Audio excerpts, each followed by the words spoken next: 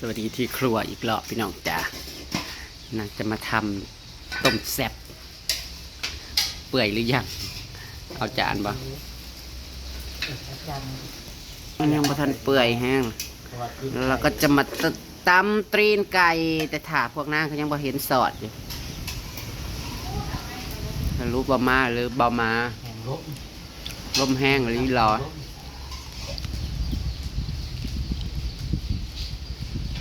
สิ้นเศษจ้าต้มแซ่บสิ้นเศษมื้อคืนนี่อมแซ่บบางยุงว่าเค็มไปหน่อยยังมือเศร้าเลยที่จังหวัดแซ่บมือเศร้านี่กินข้าวมันได้กินฮอตท้องเถื่ออมใส่ผักชีที่ สดน้ำสด เนาะขึ้นที่จะมาเป็นพักหน่อยเจ้าใส่พักซี่หน่อยเมื่อคืน มาเด้อพี่น้อง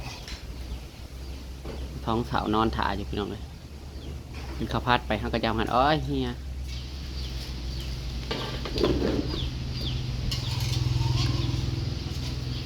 คิดว่าเพิ่นซอยก่อนพี่น้องเขาก็ใส่เบิร์สเลยนะจ๊ะ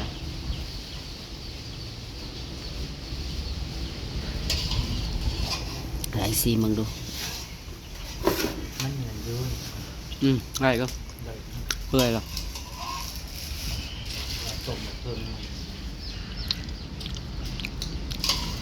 ยังบ่หมดอยู่แจกที่ไหนกระไรมันก็ละกุ้งทั้งหลายใส่แค่รถกับวุ่นวันอยู่ล้มกับล้มคุณปะคิดพวกเขาเอาดินมาทมเอาดินมาพอใหญ่บ้านเอาดินมาลงกันเต็มเลยจนรถแรงไม่ได้เลยไงเขาเจ้าให้ใส่ขอบทางนะบ่แก๊สเลยเขาก็ใส่เบิดทางเล่นหนึ่งอยู่เลยเอาเล่นหนึ่งเป็นอะไรเขาเท่มากได้กองเทในทางคอนกรีตเลยนะเท่ในคอนคือเทในคอนกรีตเขาเจ้าเห็นว่าทมข้างทางน่ะแล้วยันนำมันไหลมันเสาะก่อนจอดเจ้าจะโยนเพราะว่ามันเป็นห้องลายแต่นั่นแหละซอยต้มแซ่บจ้ะจะแซ่บไหมคิดเห็นเคยสื่อกินอยู่ทางไทยเขาเห็ดใส่แบบคมๆเลยหนึ่งเขาเห็ดแซ่บว่าเขาเห็ดแซ่บมันออกง่ายๆว่าถ้ามาเห็ดกินเองมันยังไงนะมันเป็นอาหารบ้านข้าเจ้าไม่มีคืออันนั้นไปซื้อลาบน้ำตกข้าเจ้าบ้านข้าเจ้านะกันคือจังว่าแซ่บบ้านเฮามาเฮ็ดน่ะมันเป็นอะไรมันคือบ่คือของข้าเจ้ามันบ่คือรสชาติของเขาเฮ็ดน่ะนะคือว่าเฮาลาบน้ำตกหมูน่ะคันว่าต้มกันเขาเฮ็ดแบบว่าคมร่อยนั่นน่ะคืออันยำปลาดุกย่างอย่างนั้นน่ะกะคือว่าแซ่บบ่เขาเจ้าก็ย่างเอานี่ร้านรถเข็นร้านนั่นนะอันคนต่อแถวนะมือนึงนะเท่าจากที่ขายตั้งแต่3-4 โมงไปนี่นะจนตี 1 ตี 2เก็บร้านขายดีคนต่อแถวกันนันยาวเป็น100 เมตรสว่าเท่าจากที่โบกินกินปลาดุกเนี่ยกินเบิ่งจะอยู่ไทยเนี่ยแซ่บแต่จะเขามีแนวดึงดูดอย่างจังหวะร้านนักกะเฮ็ดคือในกรุงเทพนักกะ2 คนนะเฮ็ด2 ผัวเมียหักไว้แหละบ่ได้พักบ่ได้เช้าตาดมื้อนึงมันสิบ่ได้จักหมื่นเงินน่ะคนไหนต่อชื่อกันท่านว่าเนื้อหลอดจาก2-3 ตอนน่ะนะ10 บาท20 บาทก็ซื้อกินกับแซ่บกินได้กับโบยีมเลิกงานแล้วนะแต่ละมื้อนะโอ้เฮาวะยังจะมาเสียเขากินนะแนวซื้อแกงหน่อไม้เข้ากันเฮาบ่มากินแกงเปิดแกงหน่อไม้กันกะพี่น้องชงละ30-40 บาทขอซื้อกินกระทึกก็คือว่าแซ่บของเขาเห็ดจะต้องเขาใส่ตะกุ่มคอยได้กิน ท่านอยู่กรุงเทพจะกินแต่อาหารบ้านนอกบ่ได้อยากกินแล้วอาหารกับข้าวในร้านกะข้าวในร้านก็บ่ได้อยากเลย บริกินในเฮานะ อยากกินแต่ข้าวเหนียวแบบอาหารส้มตำห่วยตัวความประหยัดตะกี้นะกินข้าวแต่กับมาม่าเอาข้าวจานทรายก็มัน ท่านว่าข้าวปุ้นชุดละ30 บาทนะครับเขาเห็ดน้ำเนี่ยเป็นเล่งนะ ท่านย่ำไปตลาดนะกะได้แน่ไว้อยู่เงินน่ะสิซื้อซ้ำนั่นจำกัดไว้อยู่ แต่สิว่าประหยัดเงินนะครับมันบ่ได้ประหยัดดอก ชิมเบิ่งพี่น้องว่ามันสิเป็นรสชาติจังได๋ให้นั่งซอยกันกระเจ้าแก้ดินหนทางมื้ออื่นก็เปิดหนทางจ้าจะมาทำคอนกรีตเส้นนี้ละจ้าโดนน้ำตะข้องก่อยกับไปเตืองๆไว้อยู่ตอนนี้หัน เห็นแล้ว อืม บ่อดินอันนี้มันซุ่มเนาะ อืออ่ะ เบิ่งแค่ท้อง ไข่แผ่ ธรรมดานะ เบิ่งอยากกินตาม เมื่อวานนี้เผ็ดมาก ก็เดียวว่าใส่บักพริกหมดอีก20 บาทนั่นบักพริก เมื่อ นี่ วาน เด้ นี้ พี่น้องแค่มาเธอใส่เลย อ่าเจ็ดบอก พริก20 บาทพี่น้องได้ซ้ำนี่ 7หน่วยมั้งหรือ10 ตำตรีนจะใส่กับม้ามาเมื่อวานตำขนมจีน อ๋อเมื่อวานนี้เผ็ดอันนี้เอาข้าว นี่ไง20 บาท เออต้องอีก หาหน่วย อาหารด้วยเพราะเมื่อวานนี้เธอใส่เจ็ดเลย เอาพริกอันนี้อยู่บางวัน หาหน่วย เผ็ดอันนี้บอกบางทีอัน เอ นี้ อจะมาพริกนี่แหละ เดี๋ยวนี้กำลังจะไปขายของ มาเลยเด้อเฮ้ยแม่นบอมาอยู่ไหนนางมาแล้วจ้ะกำลังว่าสิต่ำคือบอได้เห็นตอบ มันถ่ายคลิปคือมันขี่รถว่ะ โอ้โหละ ให้สู้แน่คนงามเอ้ยคนงามไม่น้องสู้แน่เจ้ามาเจ้ามาคือเฮามาคอย งานตอนกี่มูติดจะมาสู้เลยนะ ได้หมูสองตัว เมื่อวานนี้นะบาเพียรได้สูตรแบบมือนี้มันมากขึ้นเอง เออ มือมันหนาว ขี่นี่เมื่อวานนี่กูน้าวกลางกันแก็บๆอยู่ สี่สูตรบ่ ข้าวไปเนี่ย โอ้ยสวัสดีคนดังโอ้ยมื่อนี้จะสิมาลอกเลียนแบบไปอีกฮะ ข้าวในเรื่องของข้าวจะเป็นคน ข้าว ข้าวย่างข้าวปิดคลิปเด้อ ทำไม มือนี้นะมาบักคำก็จะได้กีบบ่ อันนี้มากกว่าข้าวไปไทย อันนี้นะผู้บังคับบัญชา มีหอดผู้กำกับ ท่านได้ลง พี่น้องเอ้ยตั้งแต่ตุยๆเปิดซ่องมานี่มีทั้งผู้กำกับ มีทั้งผู้บัญชา มาแล้วก็สู่ชีวิตกะลีมาแล้วก็โซรถตกที่ดาวาแล้วก็มานี่พารถเบิ้ลน้ำมันอีกแล้วนี่ก็ไปซื้อเลยอัพแต่ใส่ จะเป็นอนาถา จะดีแล้วไปซื้อหมูพี่น้องไปซื้อหมูสิมาเห็ดดอง เจ้าน่ะคือ เจ้าจะเฮ็ดคือหลายเอฟซีว่าหรือว่าบ่าวสอนน่ะเป็น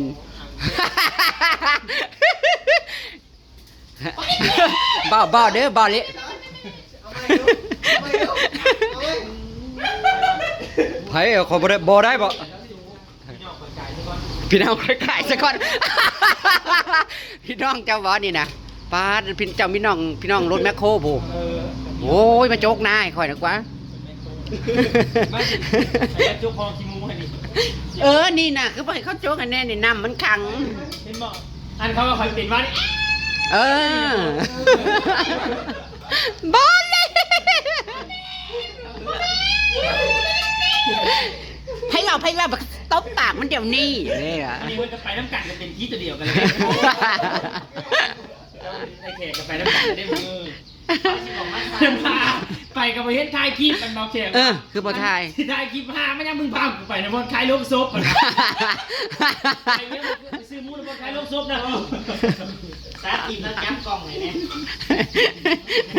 อะไรอ่ะอันนี้อ่ะ เดี๋ยวทุกมาถ่ายคลิปจะไป โอ้ยให้เขาโอกาสเบิ่งซุ่มเจ้าเน่ เฮานะครับ เราจับเป็นยังดอกมาไม้ดอกมัน กลับไปอ่านคอมเมนต์แล้วก็หัวแต่บ่าวสอนน่ะใช่แน่ เฮ้ยเกิดอยู่ว่าเฮ้ยซูซู ๆเออลงคือกันหมดเนาะมันลงจนจำเลยมันเป็นอหย่าง มันตัวเกียร์มันขึ้นอยู่ขึ้นมาขึ้นเข้าไปนะขึ้นแต่ว่าอยู่ในกราฟเดี๋ยวก็ได้ มันคืออะไร มันปรับปรุงระบบก่อน จ โอเค คนมากินตับระบบมันล้วน กินนะเป็นเบิดมือมันลงคลิปบ่ได้นะก็ห้องมาล่ากับปิ่นลงก็บ่ได้ลิโอก็ลงบ่ได้ห้องซันผู้ลงก่อนน่ะลงได้ ก็ยังถามอีหยังที่ว่าเอาที่ลงได้ปกติของสันปกติ เขาอาจเกือบลงมาได้ได้มานี่ เมื่อวานของสันก็ลงบ่ได้ มีแต่ของเย็นตุ๋ยลงได้เลยครับเปิดด้วยไฟแล้วเย็นตุ๋ยจะลงได้ น่ะลิโอมันบ่เกี่ยวกับนั่นแล้วเป็นบ้าเติมแต่เงินเท่าละแสนอันนั้นก็ได้มาสมัครอีกเลย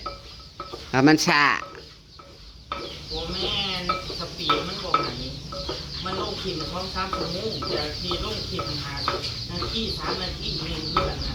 ออกข้างนอกยังบ่ได้ ผมแซวแมวเป่าโอ้ยหอมเลยตำปรีนนะคะ ว่าโคราชและสิแลนด์มาขนาดนี้ โคราชและสิแลนด์มา เกิดเราถ้าได้ข้ามจะเป็น ซีมึงดู โมงแบบ2 โมง 3 โมงตาย ซิมแบบผู้หญิงให้เบิ่งแน่เฮ็ดจั่งใด จับการนะเอ้ย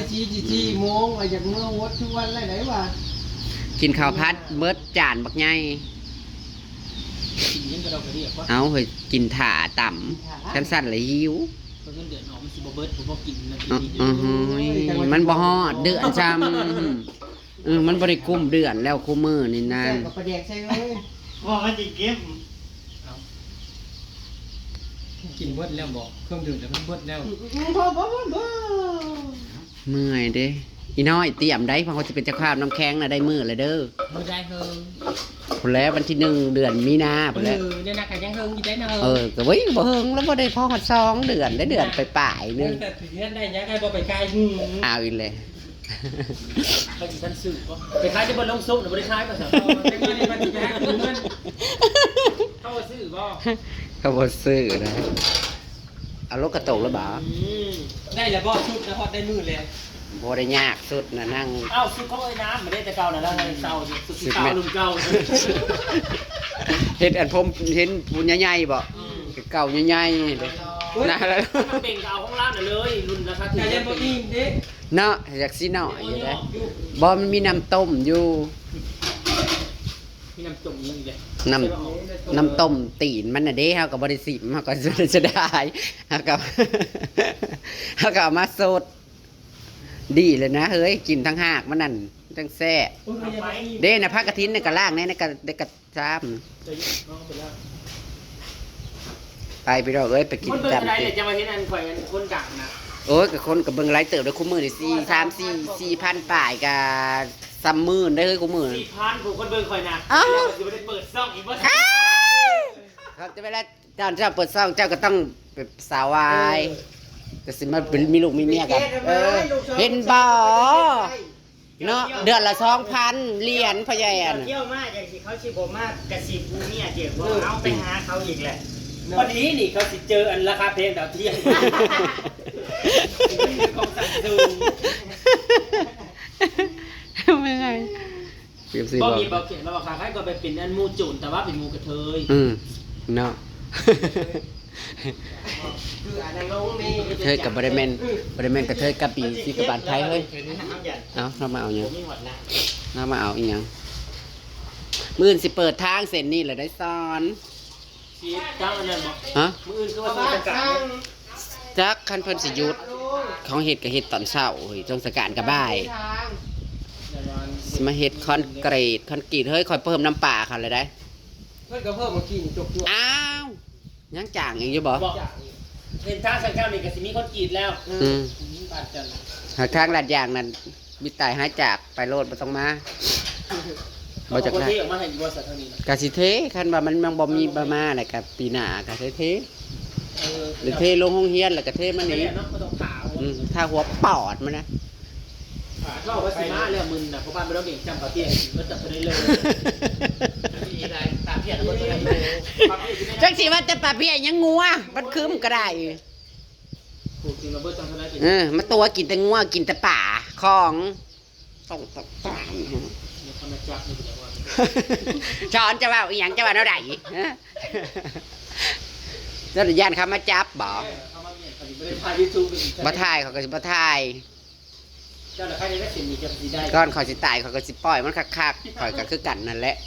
ถึงมันสิเอาข่อยไปหาก็ได้ อสิปล่อยให้มันแซ่บ บ่ได้เรื่องดีเด้อ ๆนี่เจ้าก็ไปส่วนร่วมกับข่อยเลยๆเจ้าก็ว่านี่ว่าเขาไปกินปลาเพี้ยนั่นเออ ไปเว้าได้เดียวเลยนะ โอ้ยมากินตากลม ใส่ยังไงนะ ฮะ ใส่กระตานั่น บอกเขาละ มันเข้าเองนั่น บอนนอนมัน มันเขาเองกับมันก็เขาเองบ่ บอนนอนนั่นที่นอนเธอ เสือน่ะเป็นเสือดี เห็นเสื้อดื้อเบิดเขาปั๊มเขาตีหัวไปครอบอันแป๊กไปหากินอีหยังเน่าเหม็นเน่าอื้อๆอยู่โต้ยมา กินแล้วจังไปเบิ้งไปหลีกบาซ่อนในเพิ่นบ่มีหมองคืนเพิ่นเก่งใจไปโลดเขาละโอ้ยนั่งจับแจบนี่เด้อเตียงนะกะบ่ได้ทูดเขาไปเตียง นะก็จะมาเป็นตะโต๊ะกันเลย เนาะบ่ลงห้ามเตียงไหมบ่ซะมันเข้าจำกันนี่มันจังได้นั่งได้ทางไหนสิบ่ได้นั่ง มาแต่แม่จะพา บ่ จะพาไปกินเขาบ่ได้กินนะ ยันแขกบ่อิ่มไปโลดยันแขกบ่อิ่ม เอ้าเมื่อแต่ห้ามันจะใช้กันมา โอ้ยงวดแต่ห้าอยู่โรงพุ่นแล้วห้องขาชัดกินนิดหน่อยกินยันมันเป็นอะไรมัน จะขึ้นจะเย็นไปทอด มันเผ็ดมันเผ็ดบ่มันเผ็ดบ่น้ำเย็นกับบริมีได้กินนิดหน่อยกิน เอาแล้วคุณจะกินบ่ เอาคุณละอันนี้ถ้าไปยิบทองนะ โคราชจะแลนแสลดหันแสลดหนีอยู่เอากินมันบ่เบิดดอกมาโคราชนะมันบ่อิงกันได้เอาคือลายถวยข้าวผัดจานมักง่ายนึงเฮ้ยเนาะ4 คน เพราะว่ามันสิได้ยูตั้งมันยูติด เอาบ่ล่ะเอาลงอีกละ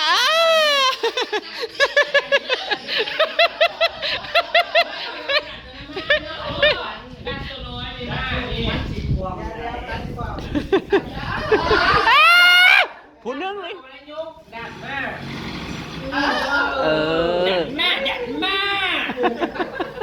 กินแล้วเซฟเนี่ยดัดมา โย่ยแล้วบาซ้อนนั่งย้อนก้นลงอยู่ปัดดากสลดลงหันซะเอากินมื้อนี้มาซุ่มแซวเฮ้ยเจสีที่แรกคิดว่าซุปเปอร์สิบ่มาเลยอันนั้นไปก็บ่ตอบเอ้ามันขี่รถคือมันนั่นถ่ายคลิปว่ะตะกี้ว่าอยากให้ซื้อบักนาวนำมาใหญ่วันทองมาแล้วยังมีอยู่บ่เฮ้ยอ๋อมันหมากปลายมาแล้วบ่เออคือบ่เอามาขายบันคึมพี่เอามาแขวนไว้อยู่ขายอยู่บันคึมพี่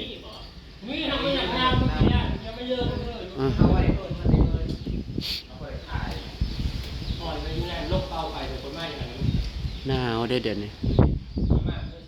กินก้อนเห็นหมูมาแล้วก็อิ่มเลยเด้นี่นะดีใจแต่ว่าดาราอันคนดังมาเฮือนเนาะสู้เพื่อสิมาได้นั่นอยู่รถแท้ๆแต่ว่า แต่แรกมันไปตัวเด้อตั้งแต่วันนโมกที่จะว่าไปหาซื้อหมูเพิ่มเด้อ จ้า ไปแต่ใช้หอดใส่นะ มาธุรกิจอ่ะมันจะ เนาะมันเข้ามาพร้อมกันอลีจังอยากเอาตัวใดจังงูจังมาจักเป็ด ดงมันได้มุกก่อนแล้วสิจะล่าไปแม่คนละ จักงูจังมาจักเป็ดจักไก่ คนละมูคนละก็จะมาส่งตัวมูนี่โอ้ยมารถจักรไปพยายามมาได้มาพอดีบางอื่นเฮ็ดโก้ไปส่งยินกับคว้าเขารถโก้มาใส่มูเห็นอันต้อมกับหลงกับต้อมหลงอยู่อันทำภาพเด็กมูดับมันต้องพาอยู่เต้นกับเราตอนนี้ทุกอย่าง ไม่อีกไม่กี่วันเราก็จะได้ไปซุ่มแซวอยู่บุแหละพี่น้องบรรณคำมีแต่งานมื้ออื่นนี่มีแต่งานทั้งเฮ็ดทางทั้งงานแจกงานตายบ่เล่ากับ กินกูมีแง่งสีเราเหรอ มันต้องเล่าเพิ่มจักไปโลด เอาเว้ากันได้ค่ะอีกคำอีร้อยว่ะมึงบ่ต้องมึงกับกูน่ะฮู้กันเด้คันฮอดแล้วไปโลดบ่ฮัดแต่เล่าเฮ็ดหน้าด้านใส่กันโลดเด้อ มันโค้งมาทานเกี่ยวไปซีได้ขนาดเนาะมันเป็นเอ็ม หืม โค้งมาทานมันเอาไปอยู่ในโค้งมาทานมันไต่ได้ไหมบอก โอ้ยบุญบันไดสิบ่แก้ว เห็นหันกะดีอยู่ บุญบ้านเจ้าตะกี้กับแก้วคือกันนั่นแหล้วเขาก็ไปชุมเฮือนชวนชุมอันไอ้ตอน แล้วก็ย่อมเลยจ้าผมเล่าเลยเด้อเขาล่าเลยเด้อสิไอ้ตัว กินไม่ได้ทานตะลีจ้า แล้วที่นี่ หันข้าวก็ขามนะ ชื่อ สาวต้นขาม มัน บบ อ อก ก กิน ไว้ ที่ เล มัน ย โอ้บอกกินที่มันจะกินที่ป่ายนะ กินแซ่บพี่น้องติดในกระซีสิขับไปกินน้ำมูสกอนเก็บภาพบรรยากาศไว้ซ้ำนี่สกอนจ้าเดี๋ยวตามคลิปหน้านะคะ เดี๋ยวต่อทั้งช่องเพื่อนๆต่อกันแล้วกันค่ะพี่น้องสวัสดีจ้า